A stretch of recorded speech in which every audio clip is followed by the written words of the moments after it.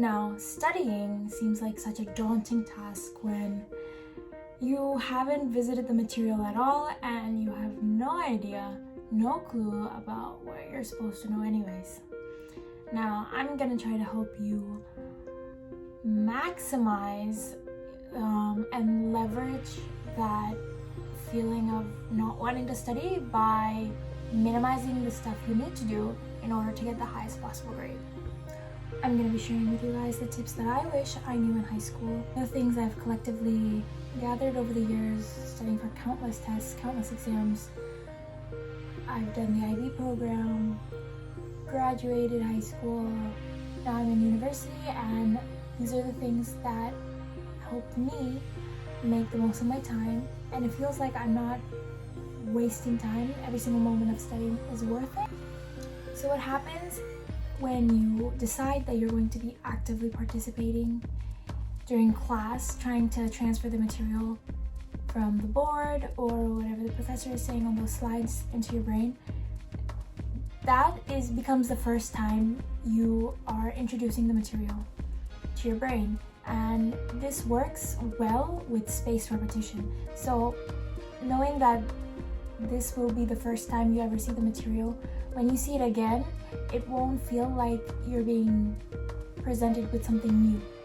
And most of my frustration when studying for tests in high school came from the fact that if I were to miss a class or if I wasn't paying attention, the fact that I would have to see the material for the first time by myself gave me a lot of anxiety, and that could have been avoided just by introducing the material or just looking at what it was about during class.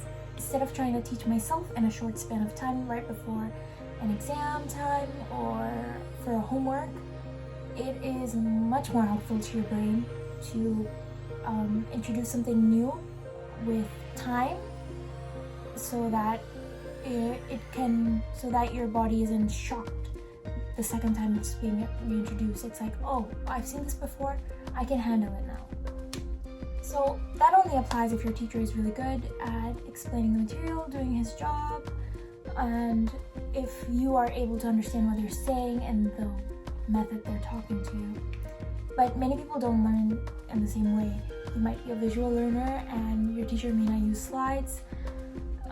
So in that case, I would recommend that you do revisit the material, or you can ask your friends to help you, or you can go to YouTube. I know there's a ton of videos out there right now, like Khan Academy. I used Khan Academy a lot for math and science.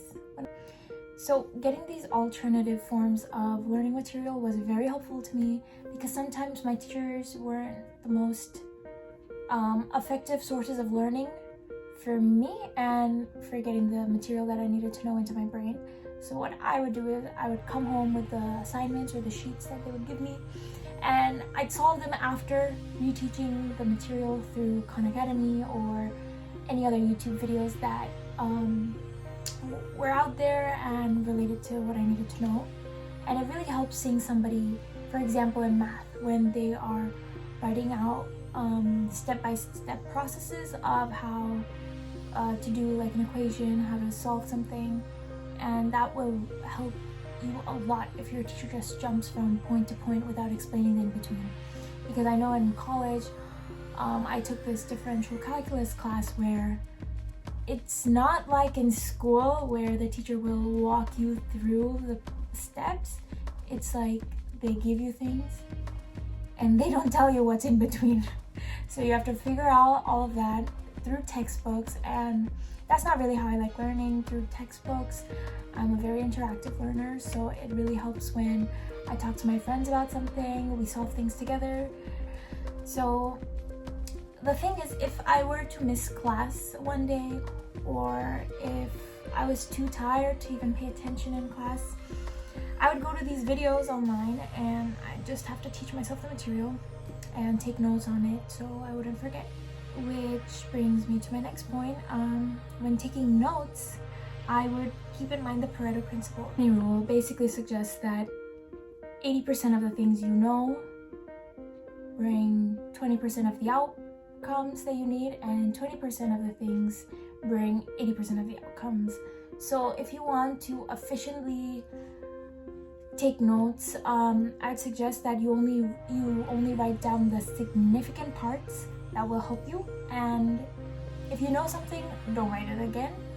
You'll save time and effort in that way, and this is different of course for each subject. So for STEM subjects like math and science, I recommend writing like keeping detailed examples of like solving problems. So keep one hard, one easy to like ease you into the subject. So like one easy example, then you write a detailed outline, and then for a hard one you do the same thing. And obviously you can put more if you need, it depends on what you're learning at the moment. And for English and humanities, what I would do is I would outline the major parts of the lecture, and then I'd write 2 to 3 examples underneath each point, so I can relate just plain words that I'd have to memorize. Because the main thing about studying is that you're not supposed to memorize the words and not be able to practically apply them. That's what a test is for, right? You're supposed to show how you can practically apply the stuff you learn. And in order to be successful and like get a high grade, what you'd have to show is you're able to apply the vector analysis to a problem. And the last thing I would say is please ask questions, because many of the times I would be too shy to ask a question, and then I just force myself anyways to raise my hand because I won't lose anything, right? So I'd raise my hand, ask the question, and then I'd realize, oh my gosh, all my friends were thinking the same thing, and everyone else was so thankful that I asked that, and it would start a spiral of people asking other questions. And from this I learned that even if you ask a dumb question, you have nothing to lose. This will just help your participation grade mostly. It'll help you reinforce the material you've just learned, and it'll show your teacher that you actually care. For the purposes of just getting a high grade in the test for a subject that you don't really care about, I'd suggest just applying the Pareto principle.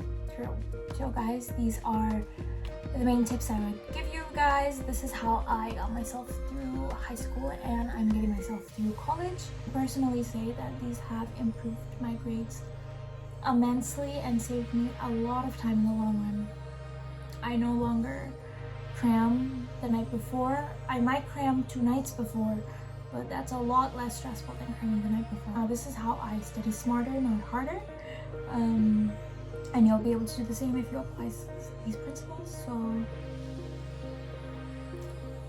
try them for your next test or quiz and see if you have improved your grades, your mental state, and